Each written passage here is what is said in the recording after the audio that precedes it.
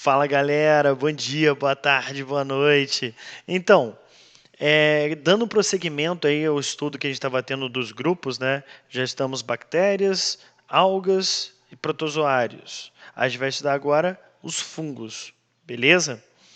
Então, partindo para as características gerais, eles são organismos eucariontes, ou seja, eles vão ter aquela carioteca delimitando o núcleo, tá? Possuem membrana nuclear.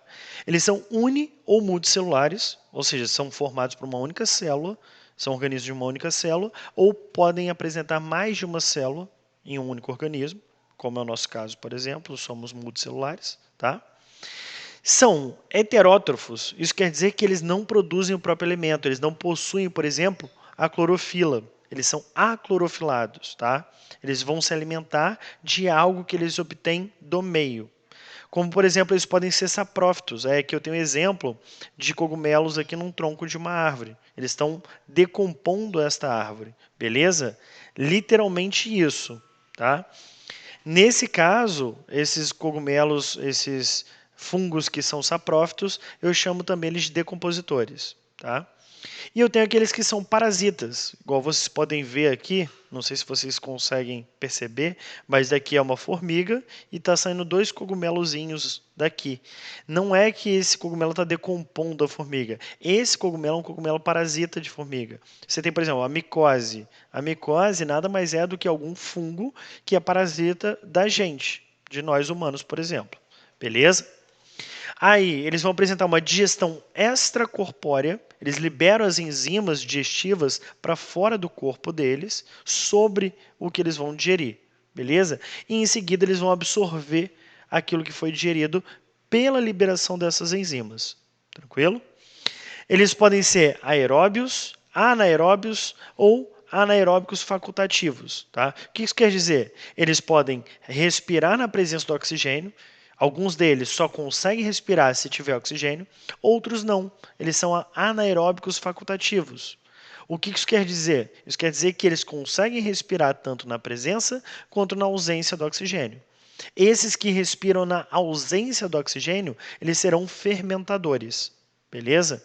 Ao invés de eles realizarem a respiração celular, eles vão realizar a fermentação alcoólica.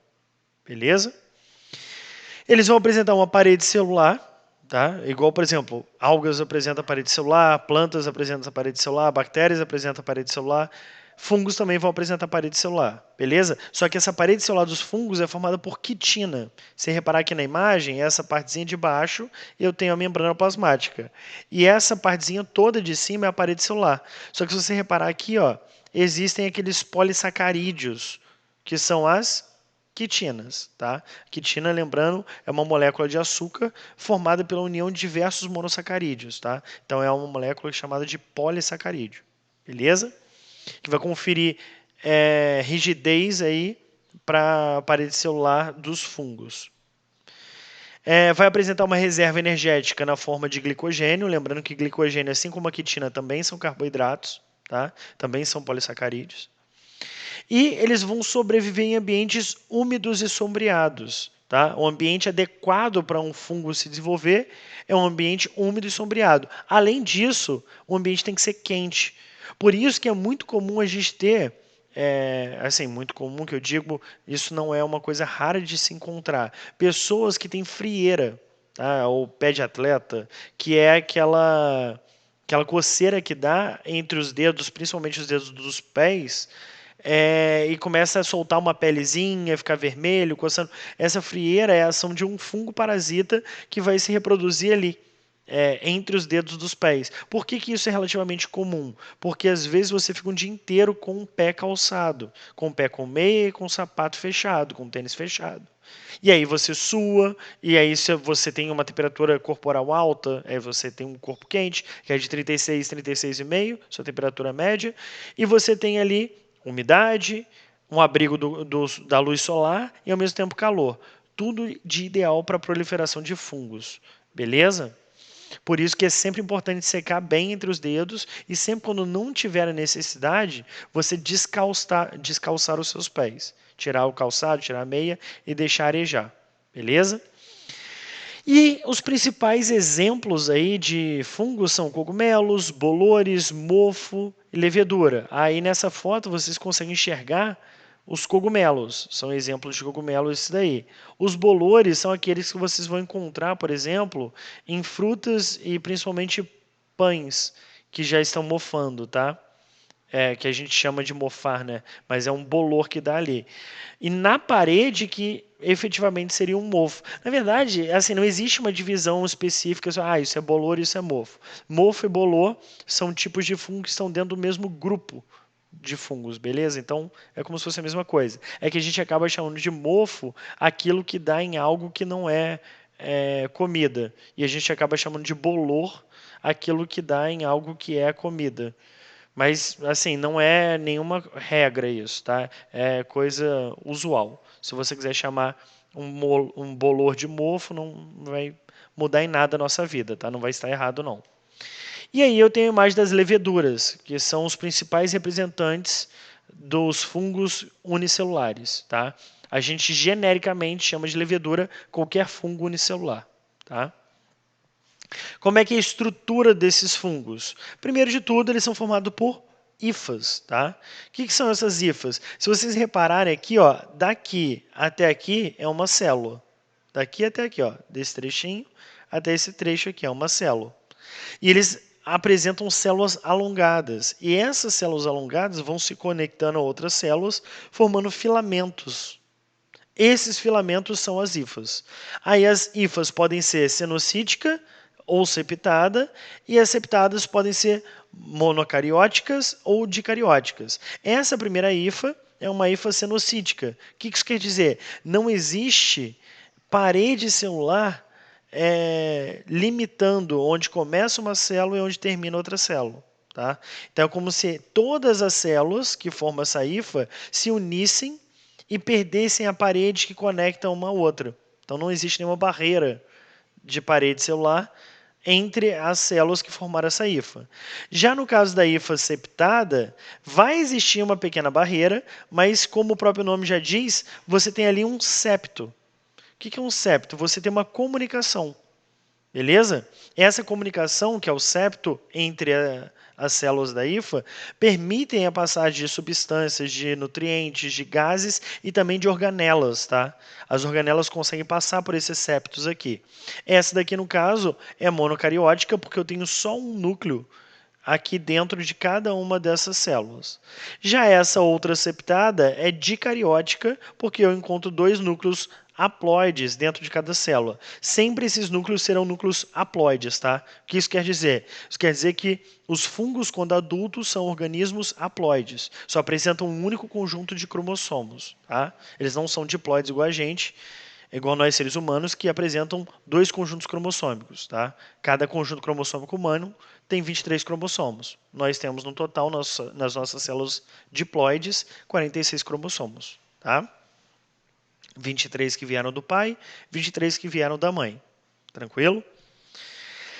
E aí vocês conseguem reparar, ó, que a partir de um esporo, que também vai ser haploide, existe aqui o desenvolvimento, é como se fosse uma germinação, um brotamento, e a formação de novas hifas. Tá? Aí, se você der um zoom ali, igual foi feito aqui, ó, nessa hifa, e fez um corte nela, a gente consegue perceber que é uma hifa cenocítica, ou seja, ela é uma hifa que não é septada, beleza? Ela não tem septos e ela é contínua. Tranquilo?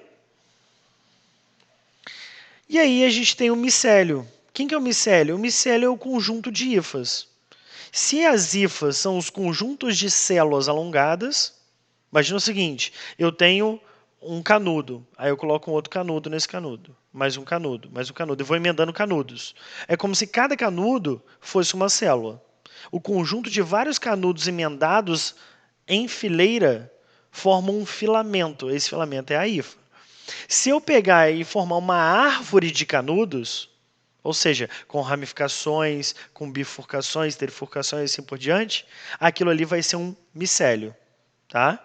A hifa é um filamento formado por células alongadas dos fungos, tá? Então é uma estrutura filamentosa. E o micélio é formado por um conjunto de hifa, beleza? Ele pode ser um micélio reprodutivo, que é chamado também de corpo de frutificação, tá? Que nada mais é do que o cogumelo, aquela estrutura do fungo característica que você observa, o cogumelo, a orelha de pau, essa estrutura que sai da onde o fungo está é, se desenvolvendo, e isso daí é chamado de corpo de frutificação ou micélio reprodutivo, beleza? Que aí você consegue ver que ele tem umas características, tá? Vão existir variações entre essas características aqui, mas essa imagem mostra o maior número de características em um mesmo cogumelo, em um mesmo corpo de frutificação. Você tem aqui embaixo dele o micélio, que é o vegetativo. Não é raiz isso, gente. Pelo amor de Deus, quem tem raiz é planta. Cuidado para não confundir. Tem a parte da volva, e pelo amor de Deus, é volva e não vulva. Vulva está relacionado ao aparelho reprodutor feminino, tá? Volva é essa estrutura de revestimento aqui dessa base que é chamada de estipe, tá? Também é chamado de talo. Antigamente era conhecido como talo. Agora é chamado de estipe, beleza? E você tem a região do anel, é de onde... Imagina que isso aqui fosse um guarda-chuva, essa parte de cima que é o chapéu do cogumelo. Essa parte da ponta aqui, ó, tá? Essa parte todo do perímetro aqui da ponta, ela estaria presa nessa região do anel. Ela se descola da região do anel e ela se abre formando como se fosse um chapéu, tá? Como se fosse um guarda-chuva. Essa estrutura é o chapéu do cogumelo. E essa parte de baixo aqui, que ela é dividida em... É como se fossem camadas, né? O nome, na verdade, é lamelas. Ela é dividida em lamelas e é chamada de himênio, beleza?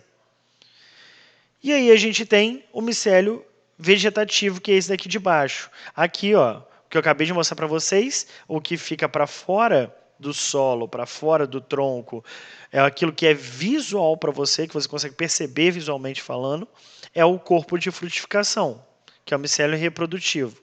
Beleza? Já o que está embaixo da terra, embaixo do solo, está para dentro daquilo que está sendo degradado, decomposto pelos fungos, é o micélio vegetativo. Basicamente, o micélio reprodutivo tem função de reprodução, tá? Por onde ele vai soltar esporos. Já essa parte do micélio vegetativo tem a função de digestão extracelular, absorção e, em alguns casos, também sustentação. Tá? Sustentação exatamente da parte aérea, que é o micélio reprodutivo ou micélio ou corpo de frutificação.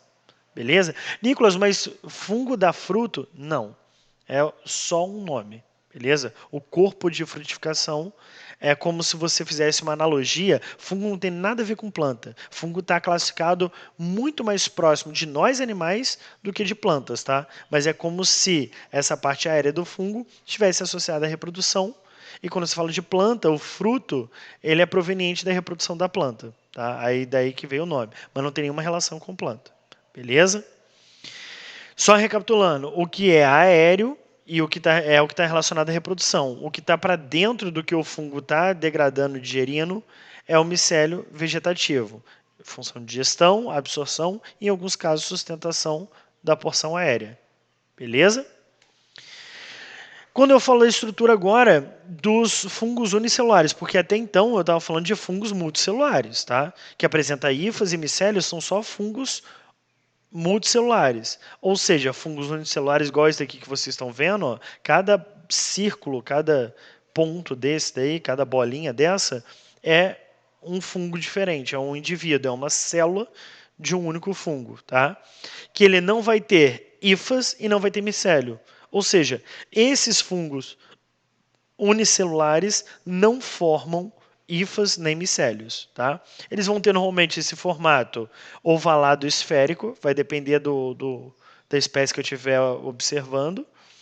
Eles vão ter, na sua grande maioria, um metabolismo fermentador. O que isso quer dizer? Isso aqui é uma imagem para representar um processo de fermentação, tá? Você pega a cana, faz extração do caldo, o tratamento do caldo, a evaporação, o cozimento, centrifugação, secagem, aí você tem o açúcar. Do resíduo ali daquilo ali,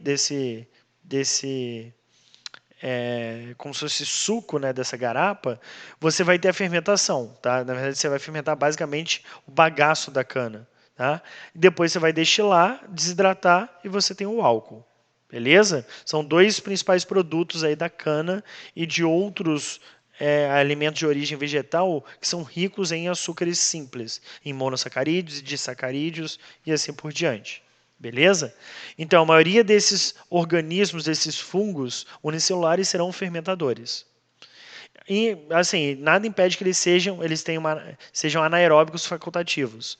No caso, a levedura, ela é anaeróbica facultativa, tá? A principal representante das leveduras, né? Que é Saccharomyces cerevisiae, tá? Ele é anaeróbico facultativo. Na presença do oxigênio, ele vai optar por realizar a respiração aeróbica. Na ausência do oxigênio, ele vai fermentar, tá? A reprodução assexuada geralmente vai ser por brotamento, tá? Aqui eu tenho uma representação, ó. Aqui uma levedura começou a brotar aqui, começou a brotar, formou como se fosse uma colônia aqui, mas isso vai se desprender. Cada brotinho desse vai se desprender depois. Beleza? Aqui eu tenho uma imagem que foi colorida artificialmente, mostrando em verde é como se fosse a levedura, e cada porçãozinha dessa amarelo são brotinhos que estão surgindo. Repara que esse é um brotinho que está se desenvolvendo. Tá? Aqui já está se desprendendo uma levedura da outra. Beleza? E aqui eu tenho uma imagenzinha da levedura que é a mais famosa de todas, que é a Saccharomyces cerevisiae, que eu estava falando para vocês, que é a levedura que é utilizada na fermentação alcoólica para a produção de bebidas alcoólicas, principalmente de vinho e de cerveja. Beleza? Aqui vocês conseguem reparar também que está brotando, ó. Isso aqui é um brotamento. Nicolas, esse brotamento é igual ao brotamento vegetal? Não, é diferente. O nome é o mesmo porque visualmente eles são parecidos, mas são processos diferentes. Beleza? E aqui eu tenho uma classificação desses fungos, tá? Para eu entender mais ou menos como é que existe uma organização de características desses fungos, tá? Eles são classificados de acordo com a sua complexidade e as novas características que foram surgindo num contexto evolutivo.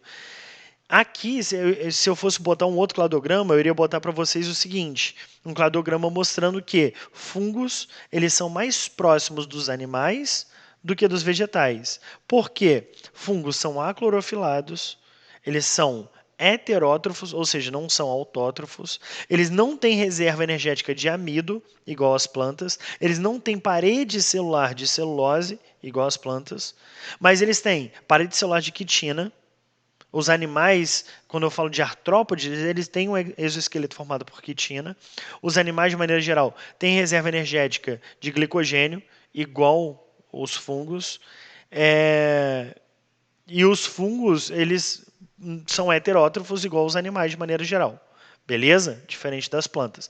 Por essas e várias outras razões, eles são classificados tendo um parentesco evolutivo mais próximo com animais do que com plantas, tá?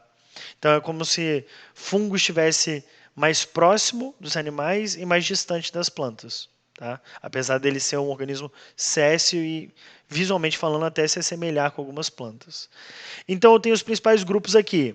Chytridiomycota, zigomycota, ascomycota e basidiomycota. Existe também o deuteromycota, beleza? Existem outros nomes, vocês vão ver, Chytridiomyceto, zigomyceto, ascomyceto, basidiomyceto e deuteromyceto. São outros nomes também utilizados para os fungos. Tá? O que eu vou analisar aqui? Ó? Eles possuem parede celular formada por quitina, eles vão absorver os nutrientes do meio, eles vão possuir hifas.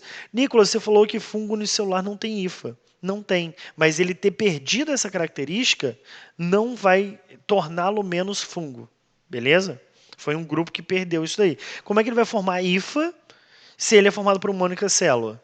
E a hifa é um filamento formado por várias células alongadas. Não faz sentido. Beleza? A reprodução vai ser por esporos, tá? Igual todos os fungos têm uma reprodução por esporos, tá? Sempre esporos haploides. Aí você tem o primeiro grupo, que são dos Chytridiomycota, tá? São os Chytridiomycetos. Eles vão apresentar um zoósporo uniflagelado. O que isso quer dizer, zoósporos uniflagelados? O zoósporo, tá?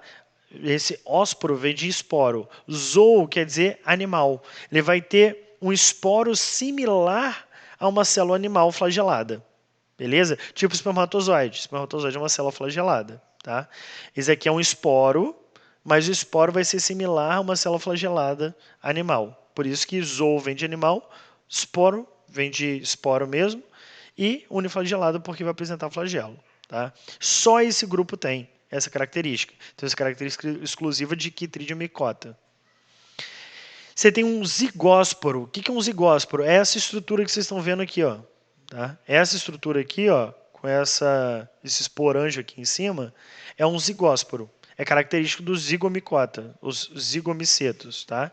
E não apresentam mais flagelos, nenhum desses três grupos aqui. Aí você tem corpo de frutificação formado. O que é o corpo de frutificação? É aquele que eu falei para vocês. Esse daqui ele vai ter um micélio reprodutivo, mas não é o corpo de frutificação. Por quê? Porque esse daqui é um fungo microscópico. Isso não é visível, tá? Isso daqui não vai ser perceptível a olho nu.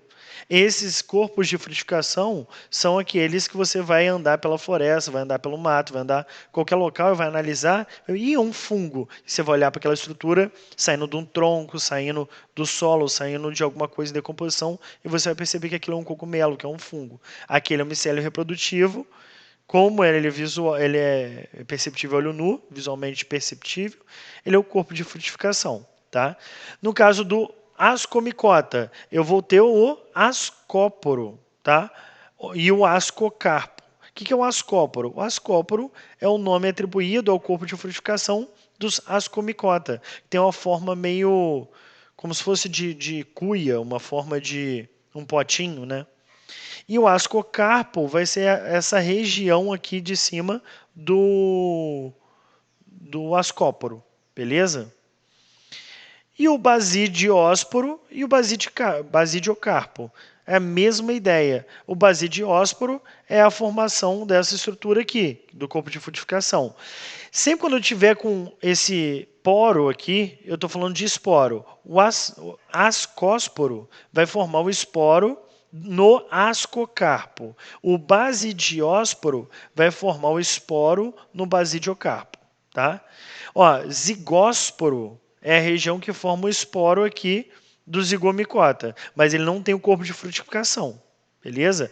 Aqui, ó, ascocarpo é o corpo de frutificação, ascósporo é a região do corpo de frutificação que produz esporo, tá?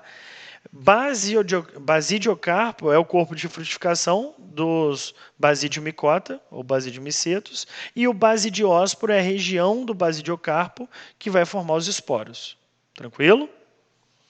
Aí eu tenho algumas características particulares dos grupos que eu vou falar com vocês, mas isso daí nem cai tanto no vestibular, mas é mais para que vocês tenham ciência.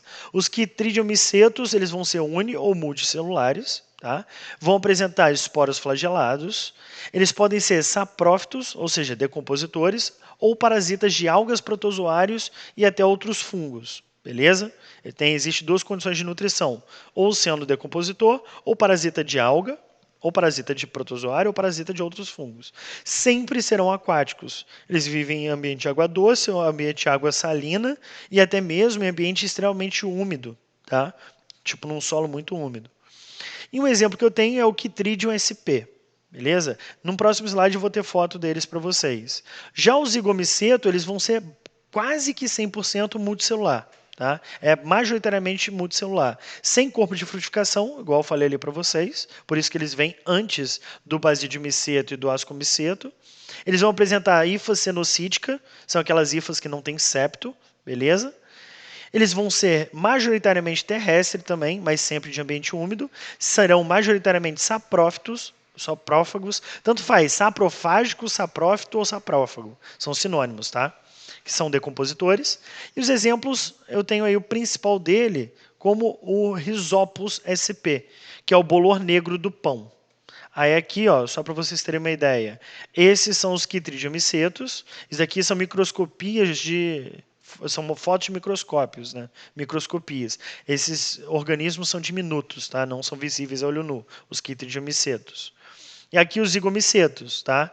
Esse aqui é a estrutura que vocês viram lá. Não é o corpo de frutificação, mas é o zigósporo, beleza? Que é a região onde vai produzir o esporo. Aqui você está vendo um bolor preto do pão, bolor negro do pão, e aqui ele mostra o desenvolvimento desse bolor. Quando você vê, é quando já está nessa fase, quando é visível ao olho nu, que está com bolor ali no pão, numa fruta, é que já está na fase de liberação de esporos, tá? O esporão já está maduro, já está liberando esporos. Então, isso quer dizer que esse pão já está completamente contaminado, tá? Ah, eu vou tirar só a regiãozinha onde tem o bolor, onde está o mofo. Não adianta, porque se você já percebeu o bolor, o mofo ali, é sinal de que o corpo vegetativo já tomou aquele pão inteiro. Beleza? Na verdade, o que o pessoal aconselha é, dentro do pacote de pão, um pão de forma, por exemplo, você tem um pão de forma que você percebe bolor, o pacote inteiro muito provavelmente já está contaminado. Mesmo que você não veja o corpo de frutificação, que na verdade zigomiceto não tem corpo de frutificação, né? Mesmo que você não perceba o zigósporo, o micélio vegetativo já está completamente distribuído para aqueles pães. Beleza? Aí o ascomiceto, ele vai ser uni ou multicelular também. A forma multicelular dele vai formar o ascocarpo, que eu já falei para vocês. Alguns vão ser comestíveis, como as trufas. Não é trufa de chocolate, tá? É uma outra trufa que é utilizada em culinária rebuscada, extremamente cara, tá? Os unicelulares são basicamente as leveduras, são aqueles organismos unicelulares que a gente chama tudo de levedura, tá? Apesar de serem espécies diferentes. E os exemplos são levedura, trufa e o penicillinum, tá?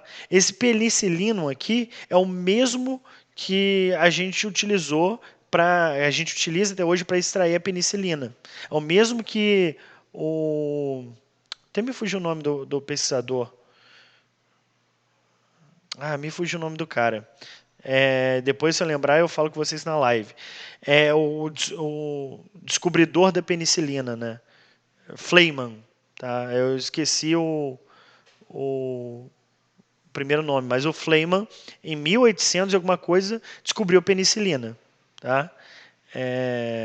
1800, 1900, agora me confundi também. Mas ele descobriu a penicilina extraída a partir desse fungo, liberada por esse fungo do gênero Penicillinum. E esses fungos também são utilizados para fazer alguns queijos, tá? Como Roquefort, Gruyère e outros queijos assim, são utilizados são espécies diferentes, mas são do gênero Penicillinum, beleza? Os basidiomicetos são multicelulares, vão apresentar o basidiocarpo, que vão ser os cogumelos. As hifas serão septadas, ou seja, apresenta aquelas barreirinhas ali na célula com comunicação, permitindo passagem de nutrientes, passagem até organelas. Eles vão produzir substâncias alucinógenas, em alguns casos substâncias tóxicas.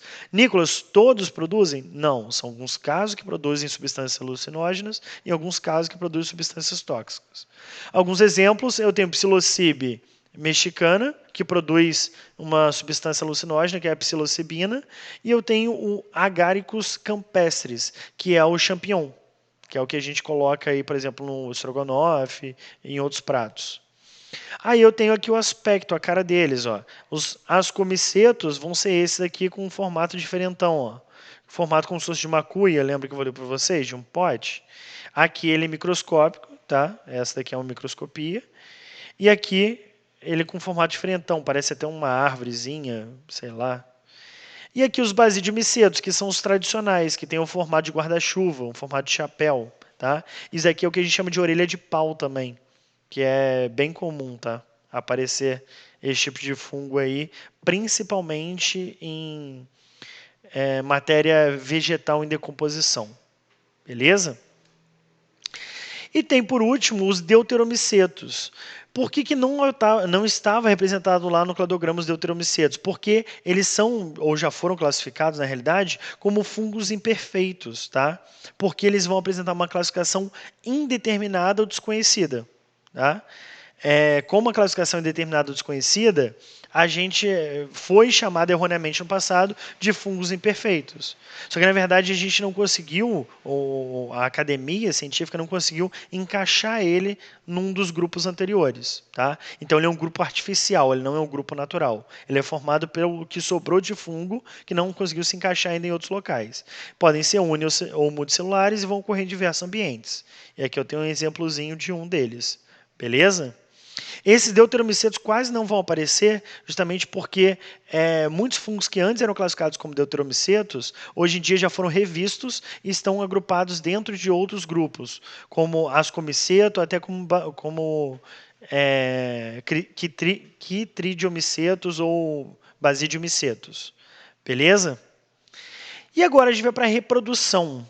A reprodução assexuada, eles vão ter dois tipos de reprodução: a sexuada e a assexuada. Começando pela assexuada, ela vai ocorrer por mitose, obviamente, tá? Porque eles são organismos haploides, então eles só têm como se dividir por mitose, não tem como um organismo haploide se dividir por meiose, porque a meiose é um evento reducional de divisão celular.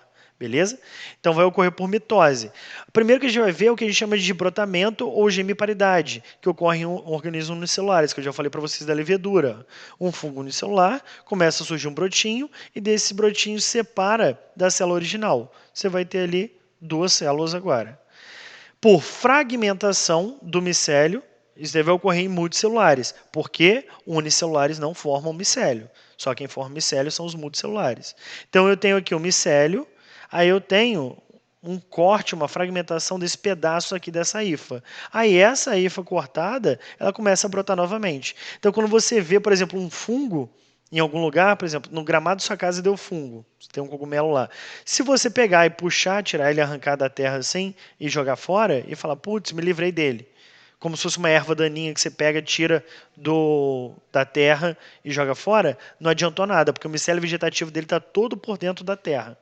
E ele vai continuar se reproduzindo e se desenvolvendo normalmente. Corre o risco até de você ter gerado uma fragmentação do micélio dele e ele vai se reproduzir mais ainda agora, de maneira sexuada. Beleza? E por último, a esporulação, que também ocorre em organismos multicelulares e é o evento mais comum. Beleza? Você tem aqui a região de esporos, né? Aí você vai ter zigósporos, ou basidiósporos, ou ascósporos, aqui que vão produzir os esporos, que vão cair em um ambiente adequado, vão germinar formando as hifas, e essas hifas vão dar origem a um novo micélio. Beleza?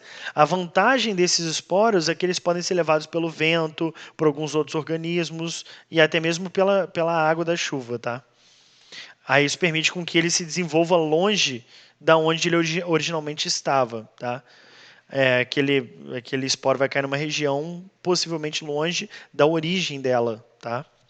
E a reprodução sexuada, tá?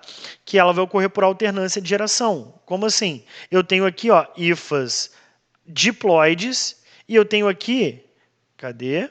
Hifas haploides, tá? Na verdade, eu vou ter um micélio, cadê? Micélio primário haploide e vou ter um micélio secundário que vai ser diploide. O que isso quer dizer? Isso quer dizer que eu vou ter aqui, ó, nessa região, analisa aqui comigo, um esporozinho, tá? Esse esporo, que é haploide, vai cair no ambiente adequado, vai germinar e se desenvolver, dando origem a hifas monocarióticas, tá? Então são hifas septadas que vão apresentar um único núcleo, e esse único núcleo vai ser haploide. Só que eu tenho dois esporos diferentes. Esses dois esporos diferentes agora vão fazer uma fusão de hifa, chamada de plasmogamia. Unir uma hifa na outra, e agora vai existir o quê? Um compartilhamento desses núcleos. Esses dois núcleos haploides agora vão estar presentes na mesma hifa. Tá? Então, a cada célula dessa hifa aqui, eu vou ter dois núcleos haploides. Esses dois núcleos haploides vão se juntar, tá? Formando o que a gente chama de cariogamia. O que é a cariogamia? É a fusão, é a união dos núcleos haploides. Existe a formação desse corpo de frutificação. Aqui eu tenho um ascósporo e aqui eu tenho um basidiósporo, tá? E que vai, a partir dessas hifas diploides, né, formada pela cariogamia, pela união desses núcleos haploides, ela vai sofrer um processo de meiose. Lembrando que a meiose é um processo reducional. Então, aquele ascósporo aqui, o basidiósporo, tá? Aqui eu tenho um corpo de frutificação, que é o basidiocarpo, perdão, esse é o basidiocarpo, e esse daqui é o ascocarpo. Tá? Aí aqui, a partir da meiose dessa hifa diploide, formou o ascósporo e o basidiósporo, beleza? Que o ascósporo vai produzir o asco, que é essa estrutura aqui, e o basidiósporo vai formar o basídio, que é essa estrutura aqui, por isso do nome. Tá? E eles vão liberar esporos haploides. Esses esporos haploides vão cair no ambiente adequado e vão germinar. Essa daqui é a principal reprodução sexuada que vocês têm que saber, dos ascomicetos e basidiomicetos. Tá? Quitridiomiceto não tem, tá? E zigomiceto quase não cai.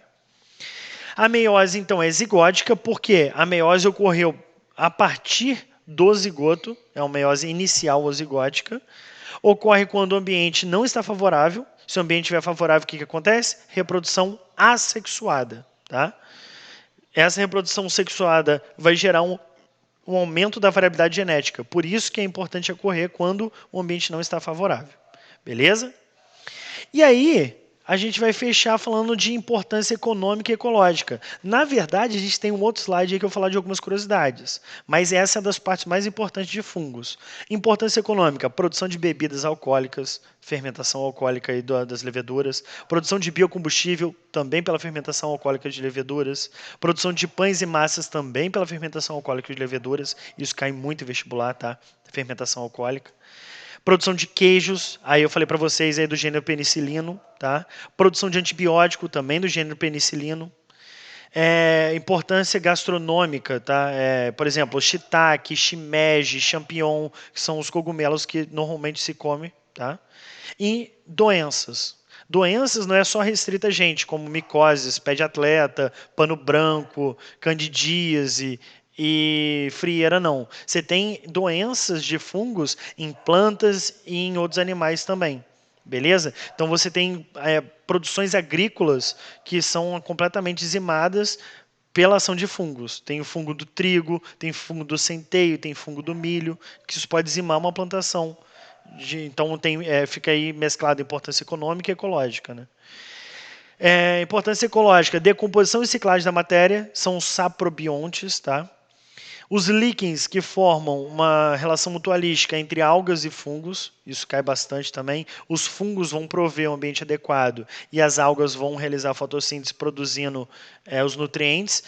Podem vir como algas ou como cianobactérias, beleza? Tanto faz aí.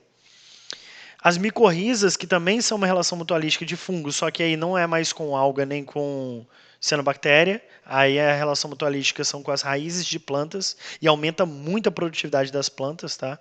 Quando existe essa associação de micorrizas. Mico vem de fungo, né? Rhizas vem de raízes mesmo. Então é a raiz associada ao fungo.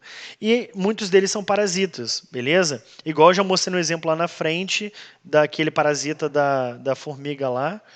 E tem parasita, por exemplo, nosso aí, como as doenças que eu acabei de citar, candidíase, que é o sapinho, né? Pano branco, micose, pé de atleta e assim por diante.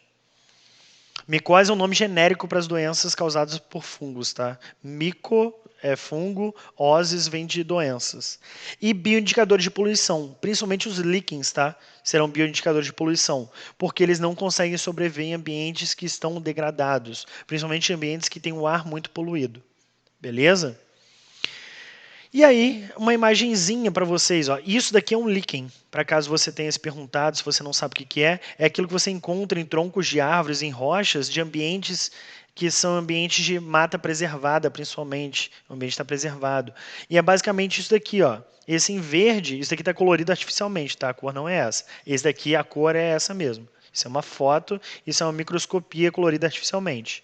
Esse em verde aqui é uma alga no celular e essa outra estrutura que está abraçando, está envolvendo ela, são as hifas dos fungos. Aí aqui você repara que existem 3 possibilidades de organização das algas com os fungos. Uma, as hifas dos fungos penetram as algas. Na outra, você tem como se fosse um filamento de alga, uma colônia de alga, que vai se emaranhar, vai se enrolar junto com as hifas do fungo. E a outra, você vai ter exatamente isso que vocês estão vendo aqui. Ó. É como se as hifas do fungo estivessem intimamente relacionadas a elas, como se estivessem abraçando essas algas, mas sem penetrar a célula da alga.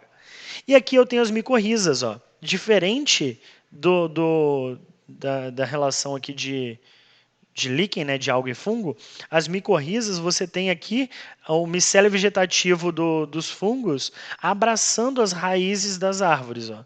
E não é só de árvore, tá? São de plantas em geral. Aqui eu tenho uma foto que é um exemplo. Essa daqui está falando que está sem micorriza e essa com micorriza. Mas, na verdade, essa está com pouquíssima micorriza e essa com muita micorriza. Esse branquinho aqui é o micélio do fungo. Beleza? Isso não é raiz da grama, não. É o micélio do fungo. Tá? Então, aqui pouca micorriza, quase não tem matinho, quase não tem grama. Muita micorriza, a grama cresce bastante. Beleza? E para fechar aí, algumas curiosidades, como o fungo predador. Se você reparar, ó, aqui eu tenho o que é um fungo. Essa estrutura aqui são estruturas do fungo. Tá? Esse daqui é a hifa do fungo. E aqui você tem um nematóide. O que é um nematóide? É um verme cilíndrico. Esse fungo segura ele, prende ele e libera suas enzimas digestivas sobre ele e absorve os nutrientes. É um fungo que preda, beleza? É predador. Eu tenho aí um fungo alucinógeno, ou um fungo alucinogênico, né? Ele produz uma substância alucinogênica, na verdade. É a psilocybe mexicana. A partir dessa substância, a psilocibina, produz-se o LSD, que é aquela droga sintética, beleza? Eu tenho fungos tóxicos que matam mesmo, tem toxina mesmo. Por exemplo, a Amanita phalloides, tá? Existe uma Amanita muscaria também, que ele também é tóxico, só que ele tem uma toxicidade relativamente menor do que esse phalloides aqui, tá? Se você olhar, ele parece inofensivo, né? Mas não, é tóxico. Por isso que você não pode sair por aí falando, shiitake se come, shimeji se come, champignon se come, então eu vou comer o cogumelo que eu encontrar no meu jardim. Você não sabe qual que é, tem que tomar cuidado, porque pode ter ou substância alucinógena ou pior, uma toxina.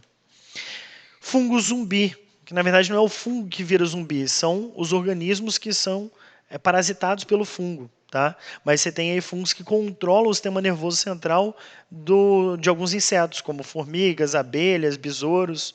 Aí, nesse caso aqui, é de uma formiga, beleza?